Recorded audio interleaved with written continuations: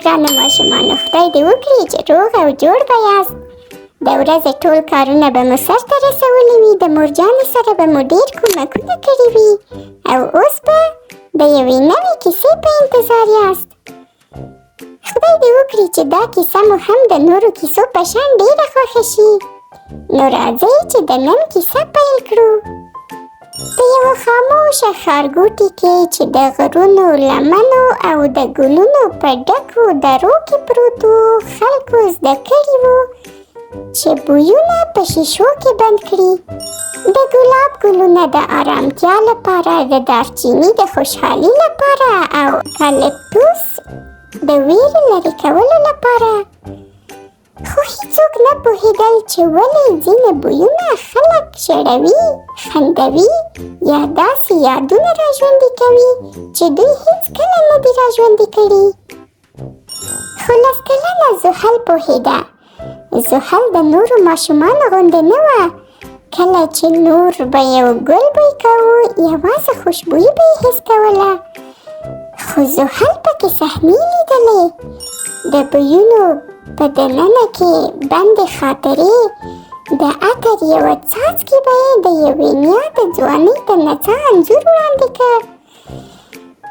د باران بوی به یو داسې ماشومتوب راژوندی کوو چې زحل هیڅکله نه و ژوندی کړی. او نیا به یې چې کله خپل انځور ولید نو ورته وبه یې ویل، ته د یادونو پوزه لرې. یوه ورځ چې آسمان وریځ و، ماسپښین کې زحل په خپل بستر کې پرته وه او کتاب یې لوست چې ناڅاپه یو نابلده بوی کړکۍ له لارې دننه راغی. هغې بوی داسې احساس کړ لکه د یو چا د یاد بوی چې چا هیڅکله نه وي لیدلی، لکه د زاړه انځور عکسونو رڼا او خواشینې لکه یو هیره شوې سندره. زحل راپاڅېده، زړه یې په درزېدا شو. دا بوی خو د هیڅ ځای نه و. هغې بې بوټانو د یادونو کتابچه په لاس کې راواخیسته او د بوی پسې روانه شوه. بوی زحل د ښار د تنګو کوڅو، ښوونځي تر شا د خور او یو پخواني شنو خونو ته بوتله. هلته چې ځنګلي نانا او ژور خپګان یو ځای وده کړې وه. څومره چې زحل مخته روانېده، بوی بدلېده لکه د یوې کیسې برخه، او یا له لاسه ورکړې مینه، له زړه زړورتیا، زړو نغمو او وروستۍ خدای پاماني. په شیشه‌یي دیوالونو کې یو شکل ولید. یوازې هغې ته ښکاره شو. د یادونو یوه نقشه ورته ښکاره شوه. دا نقشه د کرښو نه وه، بلکې د هوا بویونو یوه لار وه چې زوړ ځای ته یې بیوله. زحل شیشې ته لاس ورور او بوی شاوخوا تاو شو. ناڅاپه هغه هلته وه، په یو اورګاډي کې چې له مهاجرو ډک و. د خپلې مور لاس یې نیولی و، خو ترې بېله شوه، بیا هیڅکله ونه موندل شوه. هغې احساس کړ چې یوازې زحل نه ده، بلکې هغه اوس د زمل خاطره ده. هغه یاد چې د بوی، وینې او روح له لارې ژوندی پاتې شوی. هغه پوه شوه چې ځینې یادونه د یو چا په وسیله خپله لار غوره کوي، او دا دې یاد ته غوره شوې وه. له هغې ورځې وروسته زحل د ګلونو او بوټو پر ځای د احساساتو بویونه ټولول پیل کړل.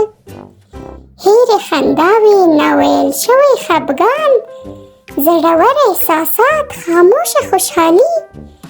د ښار خلک پوه شول چې د زحل ساتل شوي خوشبوګانې تر ټولو غوره دي، او ورته به یې سوله، خوښي او حتی اوښکې راوستلې چې دوی نه پوهېدل ولې داسې کېږي.